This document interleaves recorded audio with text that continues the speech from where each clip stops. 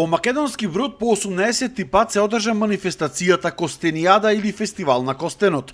Костенот е најпознатиот бренд на поречието кој што го има и на грбот на оваа општина.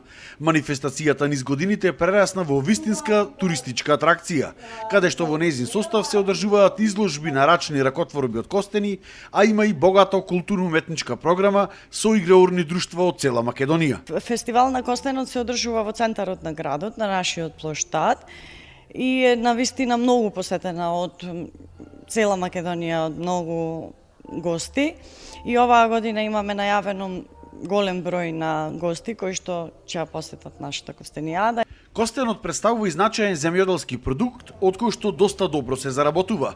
Особено поречкиот костен е еден од најбараните во Македонија и идната година општината планира да го брендира. Така да со самото брендирање, кога би излегле на европските пазари, би биле посилни и нашиот костен или медот од костен би можел да има поголема пазарна вредност. Постарите жители велат дека се задоволни од исплатливоста и велат дека ако се обноват старите шумски патишта, кои во моментов се обраснати со вегетација, уште повеќе ќе се заработувало. Што се исплати како некоја сега моментално Костенов е 200 денари.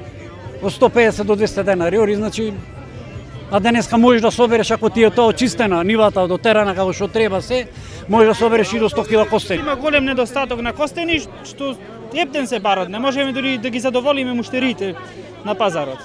Каде се го продавате костенот? Па вака најчесто по пазарите и некогаш и на големо идат го откупуваат.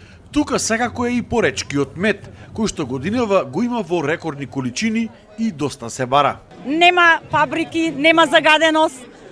Дефинитивно тоа е еден од најголемите предуслови за пчеларење. Ние околу 2 тона ова година извадивме. Мислам, ја од кога пчелариме од 2010 годинава, моментално во нашиот регион најмедоносна година е.